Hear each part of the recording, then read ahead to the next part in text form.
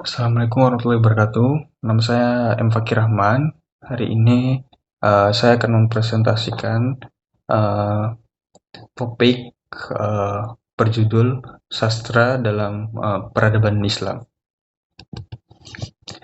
Di dalam presentasi ini terdapat 4 poin utama. Yang pertama, perkembangan sastra dalam peradaban Islam. Yang kedua, pengaruh sastra dalam peradaban Islam. Yang kedua, aspek penting sastra dalam peradaban Islam. Yang ketiga, pengaruh sastra dalam peradaban Islam. Dan yang terakhir, kesimpulan. Yang pertama, perkembangan sastra dalam peradaban Islam.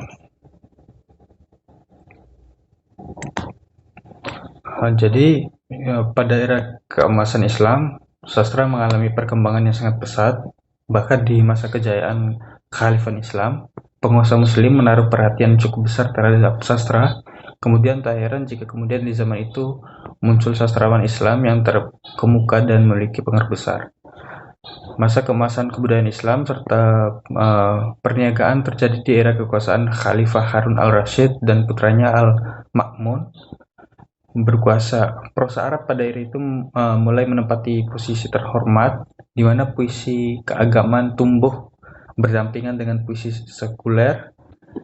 Tak hanya menyumbangkan kontribusi penting bagi perkembangan sastra di zamannya saja, pada era kejayaan Abbasiyah juga turut mempengaruhi perkembangan sastra di Eropa era Renaissance. Sejatinya sastra Arab mulai berkembang sejak abad ke-6 Masehi, yakni ketika masyarakat Arab masih berada dalam peradaban jahiliyah.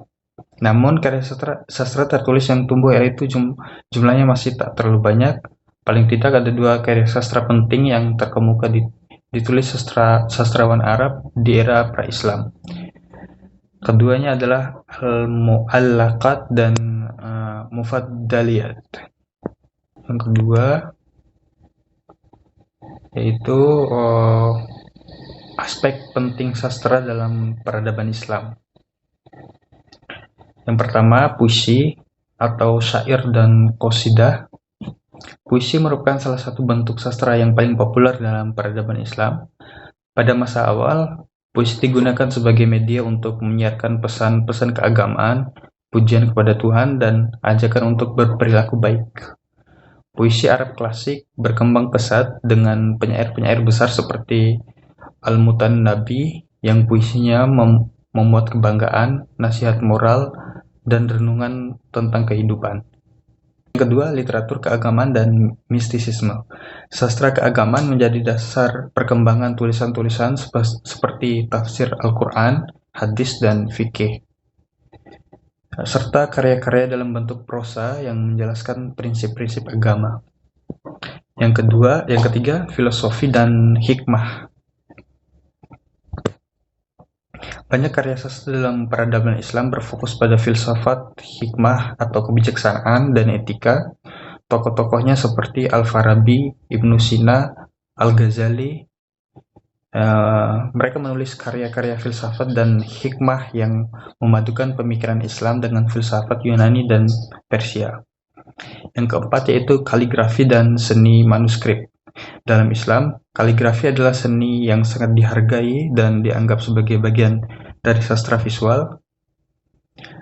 Dan Al-Quran sering dihias dengan seni kaligrafi yang indah serta manuskrip lain yang diperkaya dengan iluminasi dan dekorasi. Yang ketiga, pengaruh sastra dalam peradaban Islam. Poinnya terdapat 3 poin. Yang pertama, menyebarkan ajaran agama dan nilai-nilai moral sastra Islam, terutama melalui puisi dan prosa, memainkan peran penting dalam menyebarkan ajaran agama dan menanamkan nilai-nilai moral. Misalnya Al-Quran yang disusun dengan keindahan sastra tinggi, bukan hanya merupakan teks keagamaan, tetapi juga menjadi acuan utama bagi perkembangan sastra Arab. Yang kedua, memperkaya bahasa dan retorika sastra. Islam telah memperkaya bahasa Arab serta bahasa-bahasa lain seperti Persia, Turki, dan Urdu dengan gaya bahasa kosakata dan retorika yang indah. Keindahan bahasa Al-Quran menjadi standar dalam penulisan dan penyusunan teks di dunia Islam. Puisi dan karya sastra lainnya memperkenalkan struktur bahasa yang kompleks dan ekspresif, yang pada gilirannya mempengaruhi karya-karya sastra dalam berbagai bahasa di wilayah Islam. Yang ketiga, media kritik dan refleksi realitas sosial. Sastra juga menjadi media untuk menyuarakan kritik sosial dan menyampaikan refleksi atas kondisi masyarakat. Di masa modern, penulis-penulis Muslim seperti Naguib Mahfuz yang memenangkan Nobel menggunakan sastra untuk mengangkat isu-isu sosial seperti kemiskinan, ketidakadilan, dan konflik politik. Karya-karya mereka mencerminkan realitas kehidupan, memberikan pandangan kritis terhadap isu-isu sosial dan politik, serta menginspirasi perubahan di masyarakat Muslim. Dan yang terakhir, kesimpulan. Jadi kesimpulannya, sastra dalam peradaban Islam memiliki peran penting dalam penyebaran nilai-nilai keagamaan, kebudayaan, dan intelektual Islam. Sejak abad ke-7 Masehi ketika Islam mulai berkembang, sastra telah menjadi sarana untuk mengekspresikan dan menyampaikan pesan-pesan moral, spiritual, serta pengetahuan.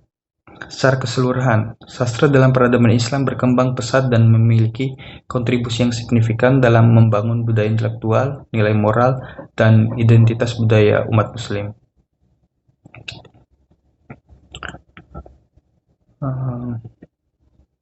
Mungkin itu saja dari saya. Wassalamualaikum warahmatullahi wabarakatuh.